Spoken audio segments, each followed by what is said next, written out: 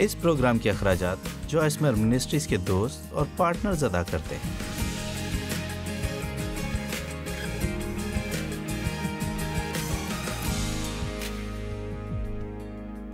ہر روز دعا کریں، پاک روح مجھے بھر، اپنے مسا کی قوت سے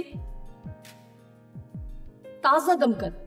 اب پاک روح کے ساتھ کچھ نعمتیں بھی ہوتی ہیں جن کے بارے میں ہم چرچ میں زیادہ بات نہیں کرتے۔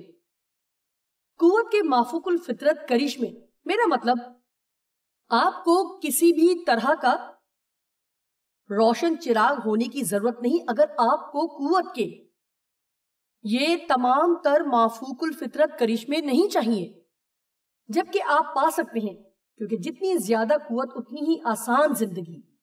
سنیے، اگر آپ نے ان نعمتوں کے بارے میں کبھی نہیں سنا تو میرے پاس ان پر مکمل تعلیم تیار ہے جو میں سال میں کسی وقت دوں گی، لیکن حکمت کا کلام جاننا کہ اس صورتحال میں کیا کرنا ہے جب آپ کو کچھ پتا نہیں چل رہا۔ علمیت کا کلام، بہت سارے لوگ کہتے ہیں مجھے یقین نہیں آتا کلام سناتے وقت جو تم نے کہا وہ کیسے، تمہیں کیسے پتا چلا؟ روح کی نعمتیں، آپ نہیں جانتے کہ روح کی نعمتیں آپ کے اندر کام کرتی ہیں اور آپ کو بالکل پتا بھی نہیں چلتا کہ ایسا ہو رہا ہے، اور وہ یہ سب کے بھلے اور فائدے کے لیے کرتا ہے۔ یہ صرف آپ کی شوخدہ بازی کے لیے نہیں ہے کہ آپ کہیں دیکھ میں کیا کر سکتا ہوں، بلکہ یہ لوگوں کی مدد کے لیے ہے۔ خدا لوگوں کی مدد ہی کے لیے ہے۔ روحوں کو پرکھنا، جب کوئی پس پردہ ہو تو جاننا اور خبردار ہونا، مجھے نہیں لگتا نہیں۔ پہلے میں کچھ دیر تمہیں جانوں گی۔ آمین۔ آپ میں سے کچھ ایسی خواتین ہیں جنہوں نے غلط آدمی کے چکر میں خود کو الجھایا۔ اگر آپ پرکھنے کی نعمت کو ذرا استعمال کرتی تو جان پاتی۔ جب آپ نے شروع کیا تھا تب آپ جانتی تھیں، آپ کو پتا تھا اور آپ کو خوف تھا کہ آپ تنہا ہی رہ جائیں گی۔ سو مجھے یقین ہے میں اس کو بدل پاؤں گی۔ نہیں، آپ نہیں کر پائیں گی۔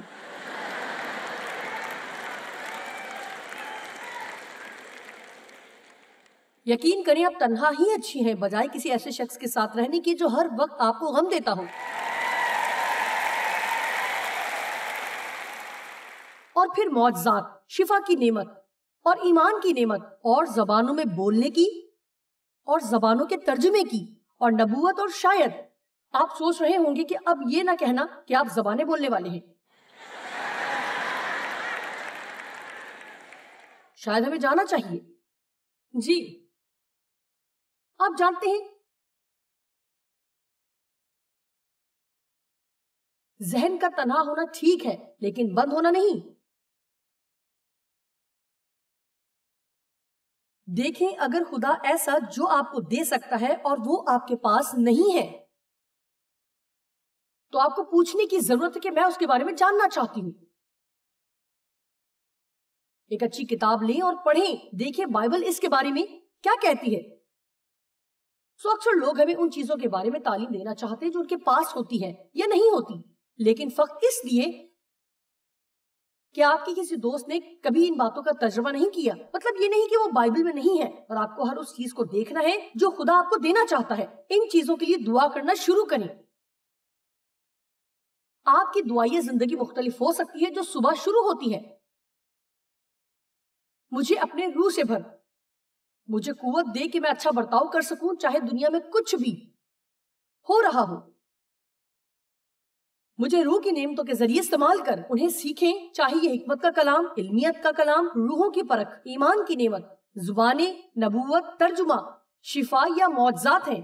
خدا مجھے استعمال کر، میں ان چیزوں کو اپنی زندگی میں دیکھنا چاہتی ہوں۔ کیا آج رات یہاں کوئی ایسا چاہتا ہے؟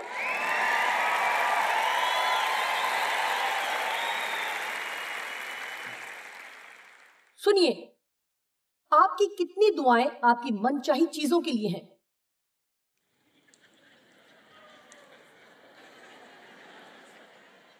اور کتنی دعائیں آپ کی حقیقی ضرورتوں کے لیے ہیں؟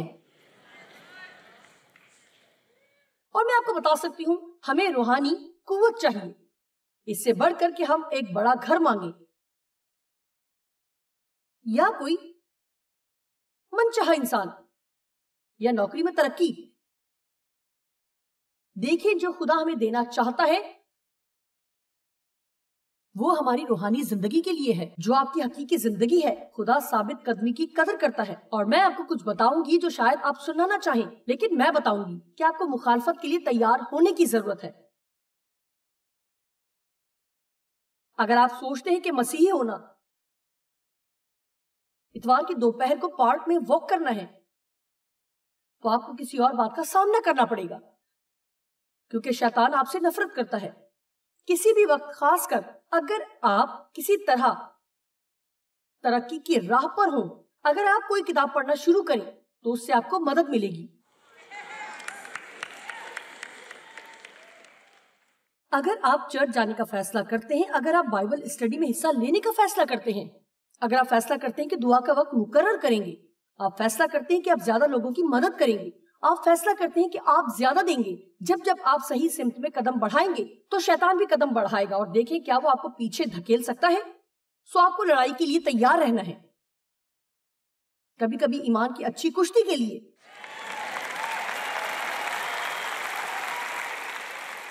میرے پاس 3 حوالہ جات ہیں جو میں آج آپ کے سامنے رکھنا چاہتی ہوں۔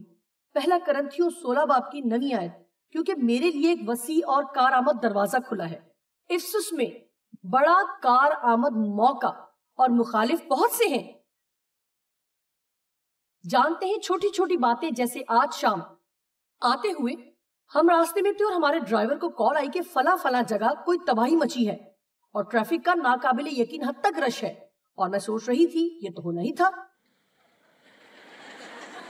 یقیناً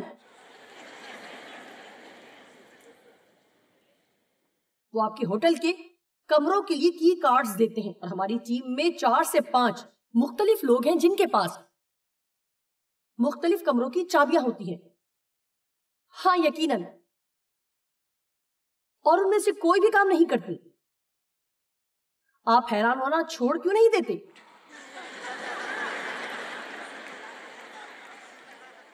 چھوڑیں، مجھے نہیں پتا کہ یہ میرے ہی ساتھ کیوں ہوتا ہے۔ آپ کو ہنس کر ہمیشہ ہی یہ کہنا چاہیے، یقیناً شیطان، میں تجھے ایک چھوٹا سا پیغام دینا چاہتی ہوں، میں ہار نہیں مانوں گی، میں پیچھے نہیں ہٹوں گی، میں ہار نہیں مانوں گی۔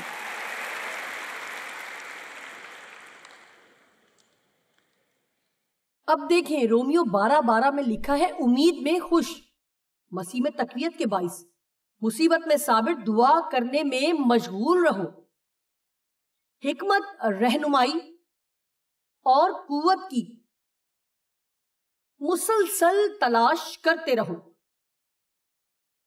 مسلسل اپنے مسئلے کے حل کی تلاش میں رہیں۔ اور جیسا میں نے کہا، ہم سب دعا کریں گے کہ خدا ہمارے مسئلوں میں ہمیں رہائی دے۔ انسان ہوتے ہوئے ہم اسے چھوڑ نہیں سکتے، لیکن یہ ایسی بات نہیں جسے آپ سب سے زیادہ ترجیح دیں۔ سچ میں دوسرے تواریخ میں جو پیغام ہے، جہاں خداوند یہوشفت کو بتاتا ہے یہ جنگ میری ہے، تیری نہیں۔ اگر آپ ماضی میں جائیں اور غور کریں کہ جب یہوشفت اپنا مسئلہ خدا کے پاس لے کر گیا، اس نے خدا سے بہت سی باتیں کی، اور پھر اس نے اپنے مسئلے کا معمولی سا ذکر کیا۔ باقی تمام حمد و ستائش ہے کہ خدا تو کیسا عظیم ہے، تو بھلا ہے، اور یہ کہ ہم جانتے ہیں کہ وہ اپنے وعدوں کو پورا کرتا ہے۔ اور ہاں، ایسے 12 گروہ ہیں جن کے لوگ ہمارے مخالف ہیں۔ کوئی ہے؟ ٹھیک ہے، کیا اس سلسلے میں آپ ہماری کچھ مدد کر سکتے ہیں؟ کلام مقدس میں یعقوب 1:12 مبارک، خدا کا پسندیدہ تو کچھ خاص ہی بات ہے۔ یا برکت، خوش و خرم، روحانی طور پر خوشحال، خدا کا پسندیدہ، مبارک وہ شخص ہے جو آزمائش کی برداشت کرتا ہے، کیونکہ جب مقبول ٹھہرا تو زندگی کا وہ تاج حاصل کرے گا۔ اب آپ میں سے کتنے ہیں جو آج رات زبردست گواہی چاہتے ہیں؟ اچھا، کیا کبھی آپ نے غور کیا ہے کہ لفظ گواہی لفظ ٹیسٹ یعنی امتحان سے شروع ہوتا ہے؟ تو جب آپ کا معاملہ اختتام کو پہنچے تو آپ کے پاس گواہی ہوگی یا صرف ہی ہوگی؟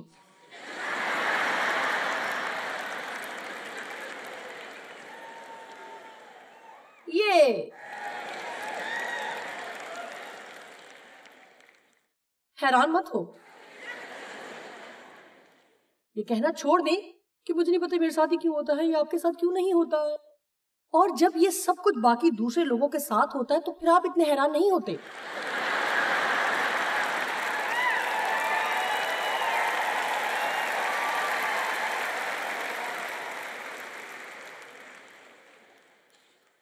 ٹھیک ہے، ایک اور تمثیل مستقل مزاجی سے دعا کرنے کی. لوکا 18 باب. اب یسوع شاگردوں کو ایک تمثیل سنا رہا ہے، اس غرض سے کہ ہر وقت دعا کرتے رہنا اور ہمت نہ ہارنا چاہیے.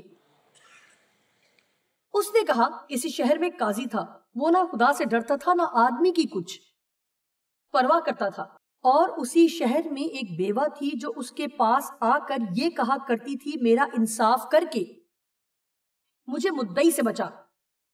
اس نے کچھ عرصے تک تو نہ چاہا، لیکن آخر اس نے اپنے جی میں کہا کہ گو نہ میں خدا سے ڈرتا نہ آدمیوں کی کچھ پرواہ کرتا ہوں، تو بھی اس لیے کہ یہ بیوہ مجھے ستاتی ہے میں اس کا انصاف کروں گا. ایسا نہ ہو کہ یہ بار بار آ کر آخر کو میرا ناک میں دم کر دے. بس کیا خدا اپنے برگزیدوں کا انصاف نہ کرے گا جو رات دن اس سے فریاد کرتے ہیں؟ اور کیا وہ ان کے بارے میں دیر کرے گا؟ میں تم سے کہتا ہوں کہ وہ جلد ان کا انصاف کرے گا. تو بھی جب ابن آدم آئے گا تو کیا زمین پر اس درجہ مستقل ایمان پائے گا؟ سو یسوع کیا چاہتا ہے جب وہ واپس آئے تو وہ آپ کو مضبوطی سے کھڑا ہوا دیکھنا چاہتا ہے تاکہ آپ اپنے آخری دم تک مستعد رہیں کہ آپ کو وہ بہترین زندگی ملے جس کے لیے یسوع نے جان دی، اور یہ کہ خدا آپ کو دوسروں کی مدد کے لیے استعمال کرے گا.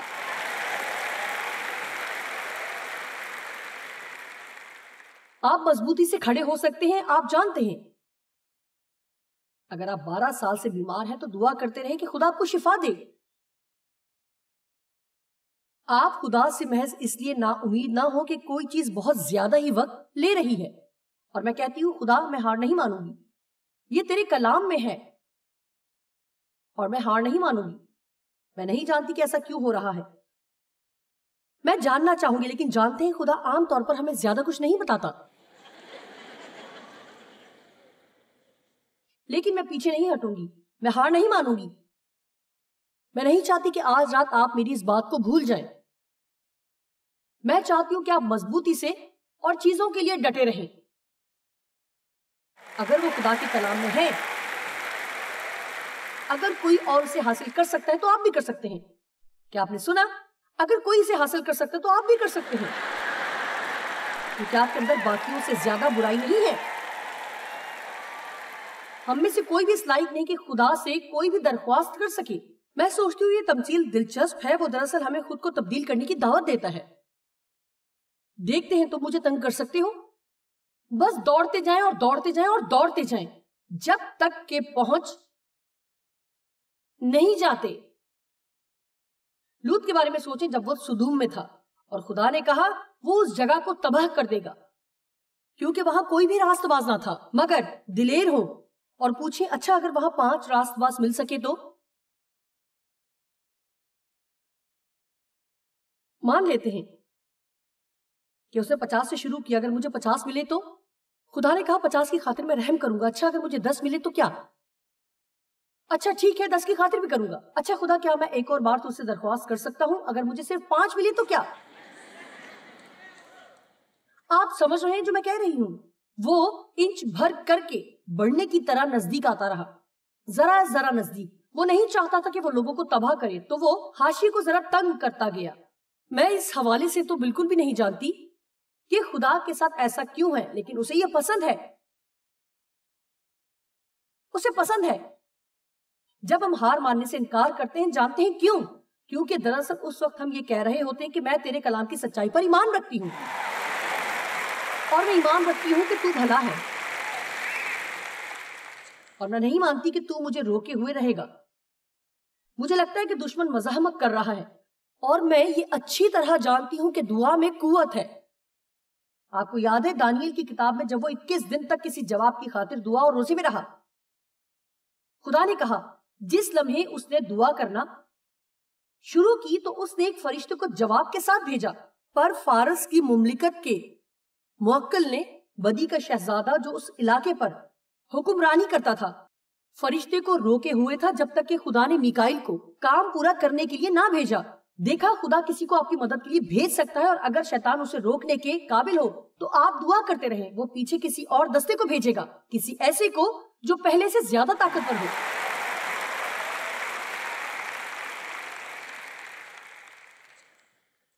کچھ وقت تک تو اس نے نہ چاہا کہ اسے جواب دے، مگر پھر اس نے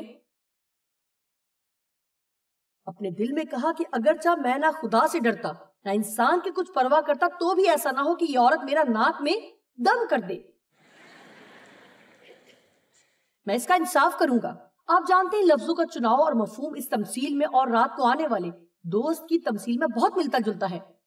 قاضی بے انصاف تھا، بیوہ مسلسل اسے تنگ کرتی رہی اور ثابت قدم رہی جب تک کہ اس نے اس کی مراد کو پورا نہ کر دیا۔ سو یہ ایک بڑا دلچسپ اصول ہے جو یسوع استعمال کر رہا ہے۔ اگر تم لوگوں کو اس قدر تنگ کرو تو تم انہیں منا لو گے، اور وہ تو برے لوگ ہیں، میں انصاف کا بھلا خدا ہوں، سو تم غور کرو کہ مجھ سے کیا پا سکتے ہو۔ اگر تم آسانی سے ہار نہ مانو، سمجھیے، آپ نے غور کیا جو میں کہہ رہی ہوں؟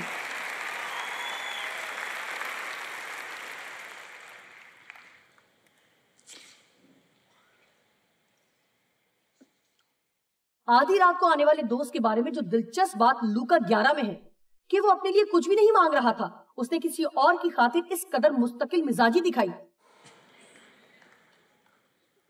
سو میں آپ سے پھر کہوں گی کہ آپ دعا میں کتنا وقت گزارتے ہیں، اپنے لیے یا کسی دوسرے کے لیے؟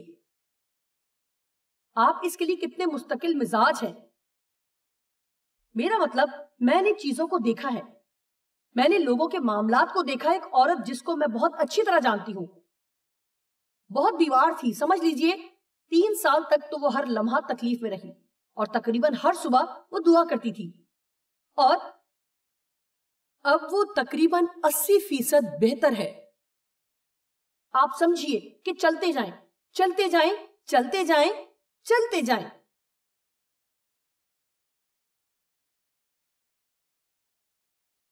آپ کسی شخص کی دعا کے انداز سے اس کے کردار کو بخوبی جان سکتے ہیں۔ اب ان 2 تمثیلوں میں اور ایک اگلی جو میں آپ کو سنانے لگی ہوں، جس میں 2 لوگ ہیکل میں دعا کے لیے گئے، ہمیں خود کو دیکھنے کا موقع ملے گا۔ میں جاننا چاہوں گی کہ جب آپ کے حالات ناساز ہو جائیں تو آپ شکایت کرنے میں کتنے جلد باز ہو جاتے ہیں۔ میں مسکرا رہی ہوں۔ آپ جانتے ہیں کہ اگر ہم میں سے کوئی بھی شکایت کا ایک لفظ کہے بنا ایک پورا دن گزارے تو یہ ایک چھوٹا سا معجزہ ہوگا۔ حال ہی میں نے اپنی بیٹی کو بتایا، وہ سوچتی ہے، میرے بچے سوچتے ہیں کہ میں بہت مزاحیہ ہوں، خاص کر جیسے جیسے میری عمر بڑھ رہی ہے میں مزید مزاحیہ ہو رہی ہوں۔ مجھے لگتا ہے جب آپ بوڑھے ہوتے جاتے ہیں تو آپ کو کھلے عام بات کرنے کا لائسنس ملتا جاتا ہے۔ آپ جانتے ہیں بڑھاپے میں آپ بہت کچھ کہہ سکتے ہیں، کسی بھی بات کے لیے آپ یہ ظاہر کر سکتے ہیں کہ آپ کو اس کے بارے میں کچھ نہیں پتا۔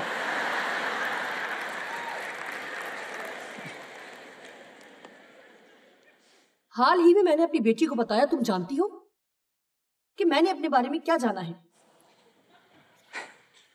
مجھے بے آرام ہونا واقعی پسند نہیں۔ اور اس نے ہنستے ہوئے کہا، ہمیں تو یہ پہلے سے ہی معلوم ہے، کیا آپ نے اب جاننے کی کوشش کی ہے؟ آپ جانتے ہیں ٹھنڈ ہو تو شکایت، گرمی ہو تو شکایت، کرسی سخت ہو تو شکایت، شکایت شکایت شکایت۔ آپ جانتے ہیں، اور 42 سال تک میں ایسی ہی تھی۔ ہم سب کو اپنے اوپر غور کرنے کی ضرورت ہے۔ آمین۔ کیا آپ پریشان ہوتے ہیں جب خدا آپ کو آپ کی منچاہی چیز نہیں دیتا؟ آپ کس طرح سے پیش آتے ہیں جب آپ کو خدا اس کے بدلے کچھ اور دے دیتا ہے جو آپ چاہتے ہیں، اور آپ وہ نہیں پاتے، اور آپ کو پورا یقین ہے کہ کوئی اور اس کا اتنا حقدار نہیں جتنے آپ ہیں؟ بھائی یہ تو دل جلانے والی بات ہے۔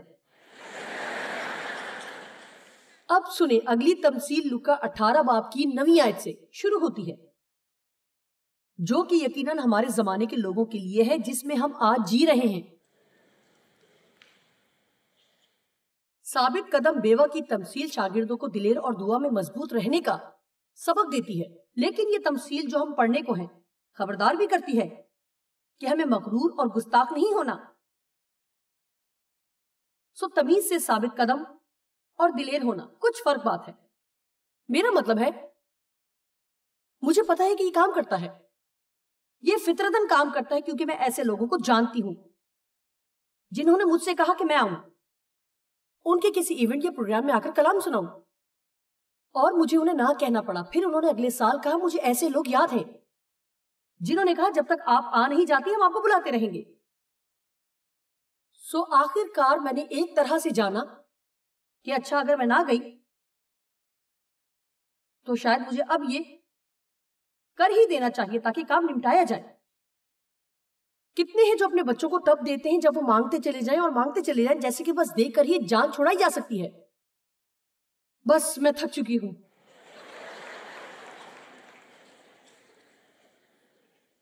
سو جب میں کہتی ہوں کہ ہمیں اپنی دعا میں ثابت قدم رہنا ہے تو اس سے ہرگز مراد مغرور ہونا یا کسی طرح کی تند مزاجی نہیں ہے۔ آپ دراصل خدا سے کہتے ہیں کہ میں ایسا اس لیے کر رہی ہوں کیونکہ یہ تیرے کلام میں ہے، اس لیے میں آپ کو 3 تمثیلیں بتا رہی ہوں تاکہ آپ کے پاس کلام سے روحانی دلائل ہوں اور خدا سے کہہ سکیں کہ تیرا کلام مجھے ثابت قدم رہنے، دلیر ہونے اور ہمت نہ ہارنے کی تعلیم دیتا ہے۔ سو میں وہ کرتی ہوں جو تو نے مجھے سکھایا۔ اب آئیے غور کرتے ہیں اور 1970 کے دور کو دیکھتے ہیں۔ تو اس نسل کو خود پرستوں کی تہذیب کہا جاتا ہے۔ اس کا مطلب اپنی ذات میں گم خود پرستی کی تعریف۔ مجھے ایک آن لائن ڈکشنری میں ملی، وہ تھی اپنی ذات میں ضرورت سے زیادہ دلچسپی لینا، بلا کی مطلب پرستی، اور اپنی خوبیوں کا دھوم دھام سے ڈھول پیٹنا اور ستائش کی بھوک رکھنا۔ ہماری تہذیب خدا پرستی سے خود پرستی کی طرف بڑھ چکی ہے۔ دنیا کہتی ہے ہماری خوشی ہر چیز سے زیادہ اہم ہے۔ ہم یہ محاورہ اکثر سنتے ہیں کہ خود پر میرا احسان ہے کہ میرے پاس بہترین ہے۔ اپنی ذات کے عشق سے بڑا کوئی عشق نہیں۔ انسانی فطرت کا مطالعہ کرنے والی سچائی سے ناواقف نہیں کہ ہم خدا کی شبیہ پر بنائے گئے ہیں، اور وہ کہتے ہیں کہ انسان سے بڑا کچھ نہیں۔ نیا دور سکھاتا ہے کہ کوئی خدا نہیں، صرف وہ خدا ہے جو ہمارے اندر ہے۔ جی، مسیحی ہونے کے ناطے ہم جانتے ہیں کہ مسیح ہم میں رہتا ہے، لیکن میں واضح کر دوں کہ ہم خدا نہیں ہیں۔ آمین۔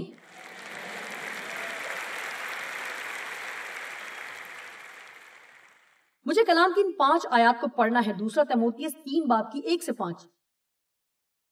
یہ بائبل کی چند سب سے زیادہ پریشان کرنے والی باتوں میں سے ہیں، لیکن ہم ان کے درمیان میں جی رہے ہیں۔ لیکن اس پر غور کریں کہ آخری دنوں میں وقت بہت خطرناک ہو جائے گا۔ سخت پریشانی اور مصیبت، ایسے مشکل دن جنہیں برداشت کرنا دشوار ہے۔ سنیے، میرے دل میں ہر اس شخص کے لیے ہمدردی ہے جو کہ آج اس زمین پر زندہ ہے، کیونکہ آج کے دور میں بچوں کی پرورش کرنا بہت مختلف ہے۔ شرط لگا لیں اگر آپ کو ہر روز پاک روح کی رہنمائی نہ چاہیے ہو، آپ اس سے بھرنا نہ چاہتے ہو تاکہ آپ کو حکمت اور روحوں کی پرکھ ہو۔ او میرے خدا، آپ کو پرکھنے کی ضرورت ہے کہ آپ کے بچے کیا کرتے ہیں، وہ کیا دیکھ رہے ہیں اور کہاں جا رہے ہیں اور کن کے ساتھ گھوم رہے ہیں۔ اور خدایا، کیا آپ کو ضرورت نہیں نہ صرف ان کو کلام سنانے کی بلکہ خود ان کے آگے مثال بننے کی؟ جو زندگی آپ انہیں دینا چاہتے ہیں اس کا نمونہ پیش کریں۔ کیا آپ نے سنا؟ جو زندگی آپ انہیں دینا چاہتے ہیں مستقل طور پر اس کا نمونہ پیش کریں۔ آج کے دور میں یہ مشکل ہے۔ حوصلہ ہارنا بہت آسان ہے، ہار مان لینا اور بھاگ جانا بہت آسان ہے، لیکن خدا نہیں چاہتا کہ ہم ایسا کریں۔ آپ جانتے ہیں کہ کسی شخص کی دعا کے انداز سے آپ اس کے کردار کے بارے میں بہت کچھ جان سکتے ہیں۔ ہمیں روحانی قوت اور حکمت کے لیے دعا کرنا سیکھنا ہے اور روح سے بھری ہوئی شخصیت بننا ہے، بجائے صرف جسمانی چیزوں کو مانگنے کی۔ اور اس بات کو یقینی بنائیں کہ ہمیں دوسروں کے لیے دعا کرنی چاہیے، نہ کہ صرف اپنے لیے۔